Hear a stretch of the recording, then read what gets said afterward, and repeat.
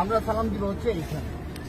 এইখানে এই ছিদ্র বরাবর ভিতরে হচ্ছে রাসূল সাল্লাল্লাহু আলাইহি ওয়াসাল্লামের রওজা।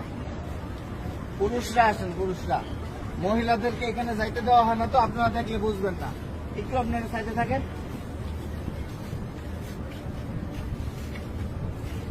আমরা ভিতরে যাব হচ্ছে এইভাবে, আমাদের বাম দিকে থাকবে রওজা।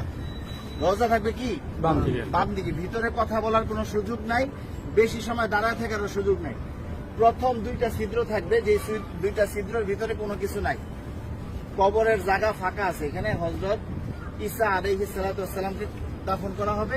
ওই পাশে হচ্ছে হযরত ইমাম মাহদিকে দাফন করা হবে। তো এই যে প্রথম দুইটা ছিদ্র ফাঁকা, এখানে অনেকে দেখবেন সালাম দিতেছে, ভিড় লেগে আছে। এখানে সালাম দিব না, আমরা সালাম দিব হচ্ছে এইখানে। এইখানে এই ছিদ্র বরাবর ভিতরে হচ্ছে রাসূল সাল্লাল্লাহু আলাইহি ওয়াসাল্লামের রওজা। এই জায়গায় সালাম দিব, দেখবেন যে এরকম যেই ছিদ্রটা, এইটার সাথে কিন্তু কোনোটার মিল নাই, ঠিক আছে। এই বরাবর নবীজিকে সালাম দিতে হবে। রাসূল সাল্লাল্লাহু আলাইহি ওয়াসাল্লাম এখানে জীবন্ত অবস্থায় শুয়ে আছেন, ডান কাত হইয়া, নবীজির মাথা এদিকে, পা হচ্ছে এদিকে, ঠিক আছে। রাসূল শুয়ে আছেন, উম্মতের সালাম গ্রহণ করতেছেন, হ্যাঁ, সরাসরি সালাম গ্রহণ করতেছেন। তারপরে এখানে আবু বকর রাদিয়াল্লাহু আনহুর কবর, এই বরাবর এখানে আবু বকর রাদিয়াল্লাহু আনহুকে সালাম দিতে হবে। কিভাবে সালাম দিব?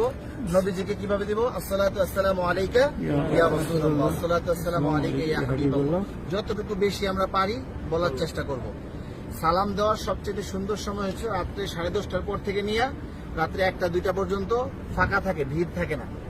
আর দিনের বেলা সকাল 7টা থেকে নিয়ে একেবারে জোহর পর্যন্ত কি ফাঁকা থাকে, ফাঁকা। আসরের সময় থেকে নিয়ে এশারের পর পর্যন্ত কি থাকে? ভিড় থাকে। যত বেশি পারেন নবীজিকে সালাম দিবেন।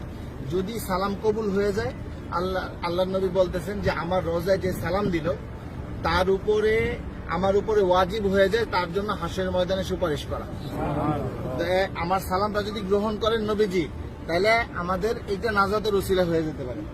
যাই হোক, বলতেছিলাম এই বরাবর আবু বকর রাদিয়াল্লাহু আনহু, আবু বকর রাদিয়াল্লাহু আনহু মাথা এদিকে, পা এদিকে।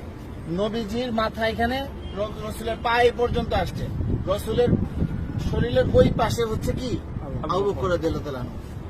আবু বকর রাদিয়াল্লাহু আনহু ঘাড় বরাবর হচ্ছে হযরত ওমর রাদিয়াল্লাহু আনহু, উনি আরো ওই পাশে, ঠিক আছে। নবীজি এখান থেকে এইভাবে শোয়া, রসুলের পরে হচ্ছে আবু বকর রাদিয়াল্লাহু আনহু শোয়া, তারপরে হচ্ছে হযরত ওমর রাদিয়াল্লাহু আনহু। এইখানে হযরত ওমর রাদিয়াল্লাহু আনহুকে সালাম দিতে হবে। তো এইখানে নবীজিকে সালাম দিব আমরা। আর রসুলকে অনেক মানুষ আমাদেরকে বলছে না সালাম দেওয়ার জন্য, তো আমরা নিয়ত করবো যে আমাদেরকে যত মানুষ সালাম দিতে বলছে তাদের সকলের পক্ষ থেকে সালাম, আসসালাতু আসসালামু আলাইকা ইয়া রাসূলুল্লাহ, ঠিক আছে। তারপর আবু বকর রাদিয়াল্লাহু আনহুকে সালাম দিব, হযরত ওমর রাদিয়াল্লাহু আনহুকে সালাম দিব। তারপরে এখানে কোনো কিছু নাই, ফাঁকা আছে কবরের জায়গা ভিতরে, আমরা এদিক দিয়ে বের হয়ে যাব। এটা হচ্ছে পুরুষদের যে কোনো সময় খোলা আছে সালাম দেওয়া। আর মহিলাদেরকে ঠিক রওজার পিছন দিক দিয়ে দিবে সালাম দেওয়ার জন্য একদিন। কথা বুঝতে পারছেন?